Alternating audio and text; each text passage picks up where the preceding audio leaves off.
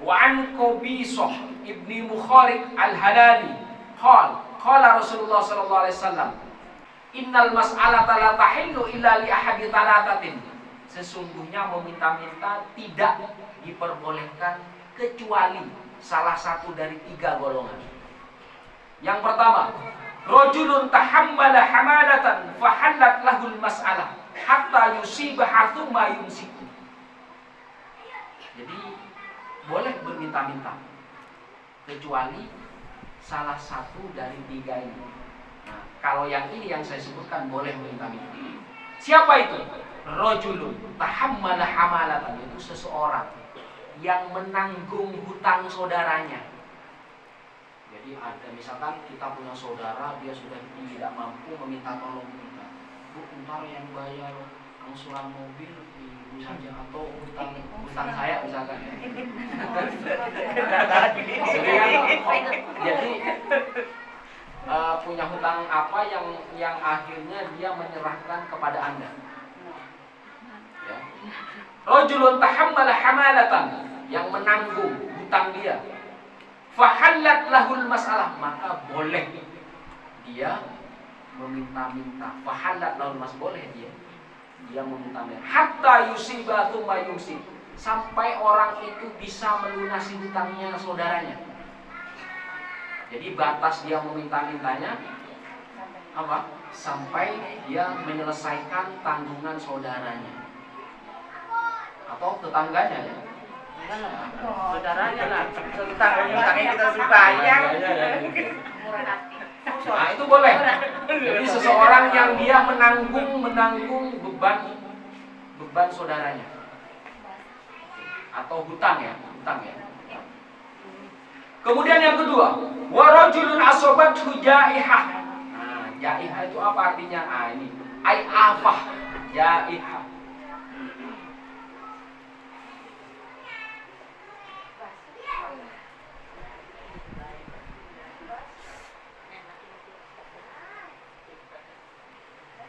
Afatul ilmi an-nisyan, bencana ilmu adalah lupa. Jadi kalau orang berilmu bencananya lupa. Jadi afatul itu artinya bencana. Yang kedua, yang boleh minta-minta ini ya. Wa rajulun asobat hujaihah. Jadi seseorang yang terkena jaihah atau bencana, afah. Ijtahab malahu fa. Ijtah, jadi dia terkena bencana alam, bencana kemanusiaan, sampai hartanya hilang. Ijtahab malah, jadi sampai hartanya hilang, sampai harta bendanya hancur. Fahalat lahul masalah, boleh dia meminta-minta. Hatta yusiba kiwaman min aishin, sampai dia tegak kembali seperti kehidupan semula. Jadi boleh meminta-minta. Jadi kalau sudah dia penghidupannya seperti semula, dia tidak boleh meminta-minta. Batasnya seperti itu. Itu yang kedua. Kemudian yang ketiga. Ini yang ketiga. Warojulun asobathu faqoh. Apa artinya faqoh? Hajatun wa faqrun. Faqoh itu dia itu dikena kesengsaraan. Itu mungkin yang pertama ya. Yang kedua itu dia terkena bencana alam. Kemudian yang faqoh ini bisa jadi artinya kesengsaraan atau terkena penyakit yang parah sehingga sampai dia menjual semua propertinya, habis. Di sini sampai dia menjadi fakir. Di sini artinya hajatun wa fakrun, dia punya entah mengobati sampai dia menjadi fakir. Asobatu faqoh hatta yakuma talatatun min dawil hijab.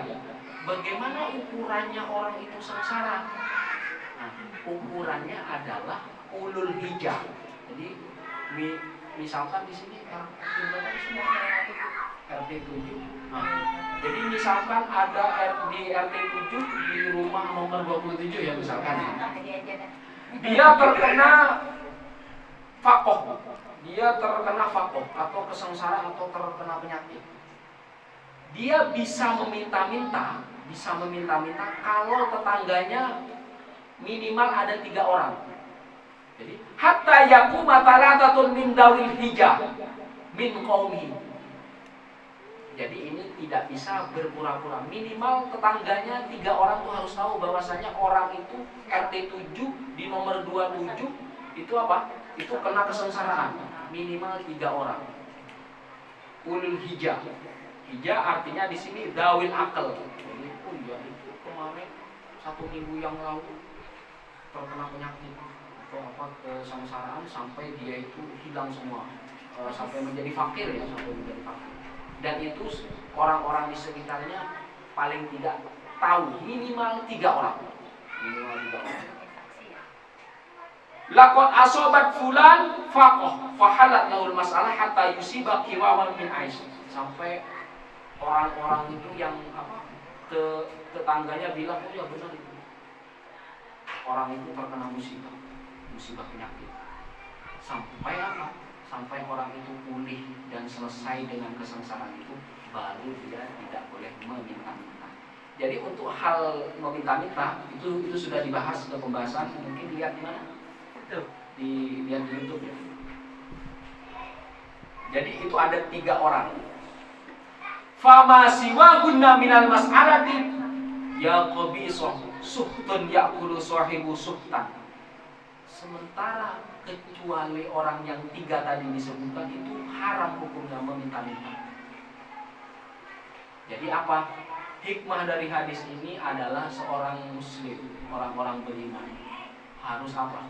Harus dia sering memberi, jangan meminta-minta. Kesimpulannya adalah ternyata orang Islam itu harus kaya. Iya kan? Orang Islam itu harus kaya, orang beriman itu harus kaya. Enggak, bukan kaya iman kaya, harta kaya, pikiran kaya, hati kaya. Jadi kalau semuanya kaya, orang Islam nggak ada yang miskin. Karena ketika orang itu kaya, maka dia akan memberikan ke orang yang lemah, saudara-saudara kita yang lemah. Bahkan kekayaan itu di dalam Al-Quran itu agar tidak berputar di satu tempat, maka diratakan, dibagi, didistribusikan. Ini hadis ini menunjukkan apa? Kita tidak boleh meminta-minta, berarti haruslah kaya. Famasi wahunna minal masalah. Jadi selain yang itu, selain yang ketiga itu, Yakubaiso, Yakubaiso itu sahabat tadi yang apa itu? Yang mendengar Rasulullah bersabda, suhtun yakulu sohibul sultan. Jadi orang yang melakukan itu, orang yang memperoleh sesuatu yang haram itu tidak boleh. Jadi seolah-olah meminta itu kayak yang barang haram. Jadi memang tidak dianjurkan kecuali yang disebutkan, kecuali 3 golongan yang sudah disebutkan tadi. Kalau terpaksa bagaimana? Saya sebenarnya tidak pengen minta-minta, tapi terpaksa. Jadi saya terpaksa meminta. Oke, karena itu menghindari agar kita tidak lapar. Tetapi jangan menyukai meminta-minta. Mungkin saya sekarang meminta, minggu depan saya tidak akan meminta. Itu harus ditekad. Nafsu kita harus seperti itu. Itu bukti bahwasanya kita ke depan jangan meminta-minta. Apa? 1 minggu yang akan datang, 1 bulan yang akan datang, 1 tahun yang akan datang, saya harus memberi. Saya harus memberi. Meskipun keadaan saya masih belum begitu kaya, saya masih keadaan pas-pasan mungkin, tapi saya harus memberi. Nah, ini adalah tekad agar kita menjadi umat yang bukan peminta-minta. Selanjutnya, Wa Abdul Muthalib bin Rabi'ah bin Al-Harith qala Rasulullah sallallahu alaihi wasallam, inna shadaqata la tambaghi li ali Muhammad innama hiya awsakhun nas. Zakat itu tidak diperkenankan diberikan kepada Rasulullah dan keluarganya. Rasulullah itu zakat tidak menerima. Jadi Rasulullah dan keluarganya, baik itu dari Bani Hashim atau Bani Muthalib, tidak halal atau haram hukumnya menerima hasil zakat. Kenapa? Karena di zaman dahulu itu kan banyak perang. Jadi di zaman dahulu itu banyak perang. Di dalam perang ketika orang Islam itu menang, maka ada namanya rampasan perang yang disebut apa? Ghanimah atau harta rampasan perang. Bagi Rasulullah dan keluarganya itu mendapat jatah humus, mendapat seperlimanya.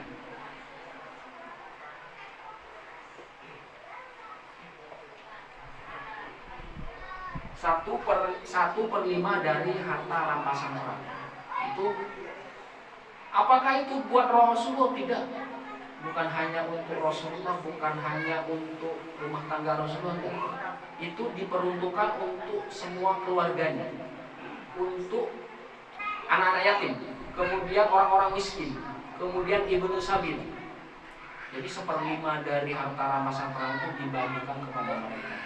Tetapi tidak boleh keluarga Rasul itu menerima zakat. Nah, hadis ini menjelaskan inna shadaqata la tambagi li ali Muhammadin innama hiya awsaqun nas. Jadi sesungguhnya zakat tidak halal atau tidak boleh buat keturunan Muhammad atau keluarga Muhammad. Itu tidak boleh.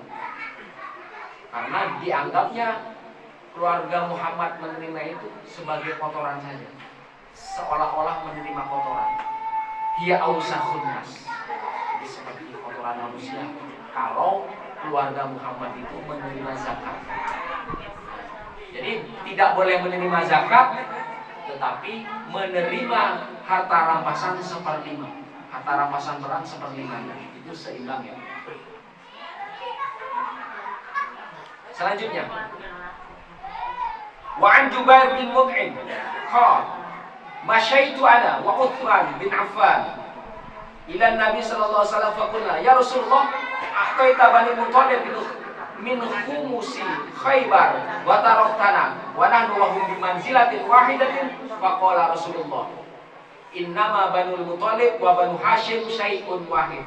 Jadi Bani Hashim sama Bani Muthalib itu keluarga Rasulullah. Bani Hashim dan Bani Muthalib itu tidak berhak menerima zakat, tetapi berhak menerima seperlima rampasan perang atau bisa disebut ghanimah. Jadi Banu Muthalib Muhammad bin Abdullah bin Abdul Muthalib. Jadi Abdul Muthalib, Bani Abdul Muthalib sama Bani Hashim tidak berhak menerima zakat, tetapi berhak menerima seperlima dari rampasan perang. Seperti itu. Wa nahnu wa bi manzilatil wahidin faqala Rasulullah innama Banu Muthalib wa Banu Hashim syai'un wahid. Jadi Banu Muthalib dan Banu Hashim itu satu keluarga.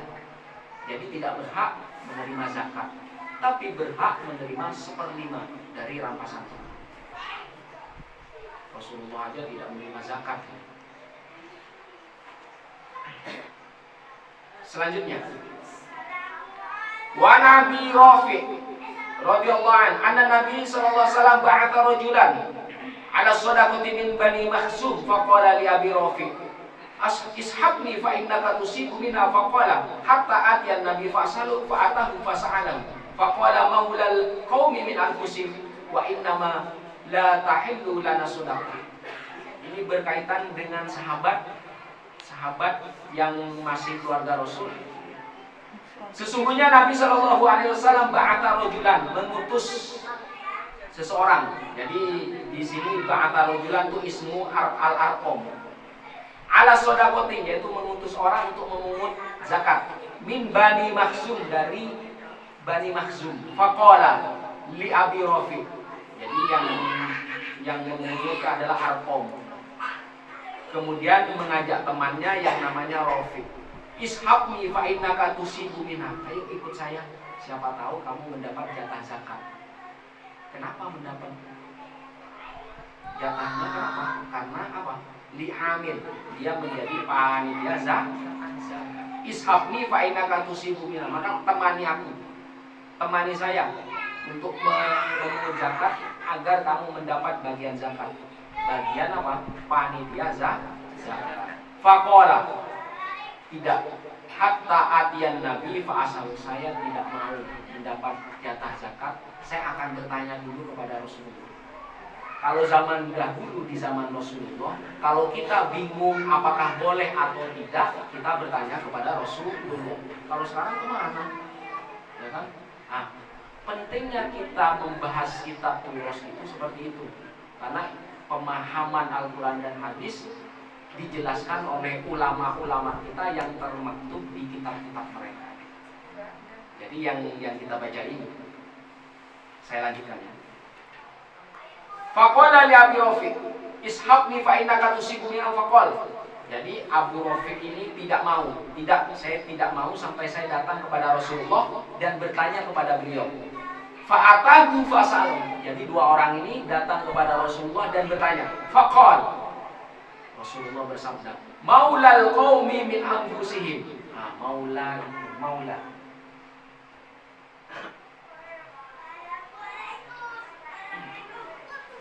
Maula itu artinya budak yang dimerdekakan. Kebetulan budak ini yang dimerdekakan oleh Rasulullah SAW dari tuannya. Maulal qaumi min anfusihim. Jadi kalau dia sudah menjadi pengikut budak Rasulullah, berarti dia tidak boleh menerima zakat. Maulal qaumi min anfusihim. Jadi budaknya suatu kaum bagian dari diri mereka sendiri. Wa inna la tahillu lana shadaqah. Kalau kamu budak saya, berarti kamu ikut saya. Maksudnya ikut Rasulullah. Rasulullah dan keluarganya tidak berhak untuk mendapat zakat. Maulanya juga sama. Rafiq ini maula Rasulullah. Wa inna la tahillu. Rafiq, kamu juga tidak boleh menerima zakat karena kamu adalah budak saya. Seperti itu ya. Jadi ini penjelasan tentang yang tadi. Jadi kalau keluarga Rasul itu berhak seperlima dari harta rampasan perang dan tidak berhak, tidak halal untuk menerima zakat. Selanjutnya, wa an Salim bin Abdullah bin Umar an abihi radhiyallahu anhu anna Rasulullah sallallahu alaihi wasallam kana yu'ti Umar bin Al-Khattab al-ata fayaqul a'tihi afqaru minni fayaqul khudha fatamawwalhu aw tasaddaq bihi wa ma ja'aka min hadzal mal wa anta ghairu masyruf wa la sa'ila fa khudhu wa la fala tudbi'hu nafsa. Jadi ini berkaitan dengan Umar bin Khattab, khalifah Islam kedua setelah Sayyidina Abu Bakar.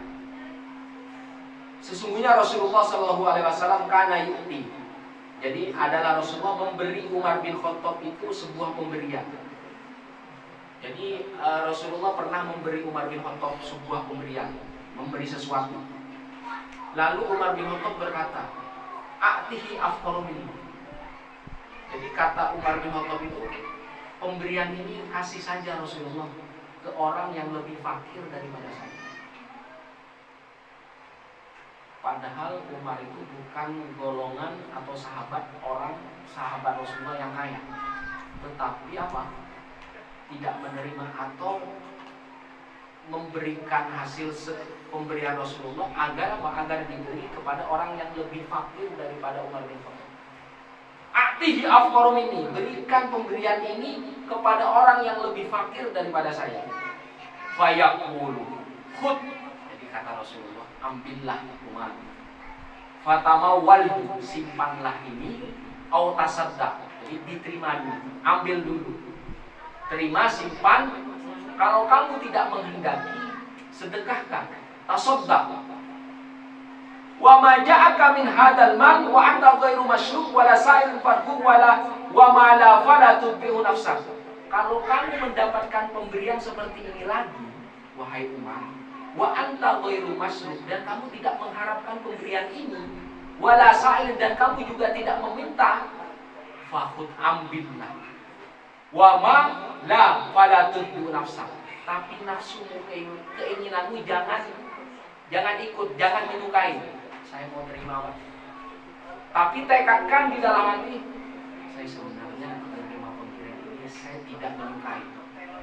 1 minggu ke depan, 1 bulan ke depan, saya tidak akan menerima pemberian.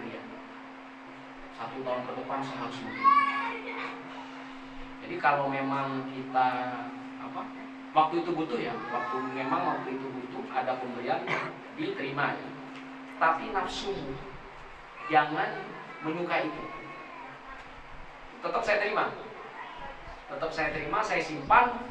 Kalau memang waktu itu tidak butuh, atau misalkan butuh sebagian, yang sisa ini segerakan saja. Atau harus punya pikiran, saya tidak suka pemberian. Saya tidak suka selalu menerima pemberian. Saya tidak suka, bahkan meminta pun saya paling tidak suka. Ini tekad. Tekad ini yang akan membuat kita berkembang, membuat kita bersungguh-sungguh, membuat kita mencari nafkah lebih besar lagi. Ketika kita berhasil, maka posisi kita Jadi hikmah yang ada di Kosmus Sodako ini sebenarnya Rasulullah mendorong kita agar kita mampu, agar kita menjadi orang kaya, agar kita menjadi orang yang berkuasa. Harapannya ketika kita kaya, ketika kita berkuasa, berikan itu semua kepada orang yang membutuhkan, kepada orang fakir, kepada kaum duafa, dan kepada anak-anak yatim.